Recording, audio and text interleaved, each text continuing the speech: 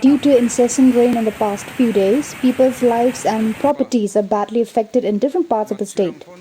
To sympathize and to help them in their sufferings by providing relief essentials, Srimati Dikkanchi D. Shira, the MLA of Mahendraganj, along with party workers, visited the affected areas which included Ulubari, Godrai, Paglipara, Katuli, Kuligaon, and other neighboring areas. Srimati Shira urged the concerned authorities to extend their support to these people who are helpless at the moment.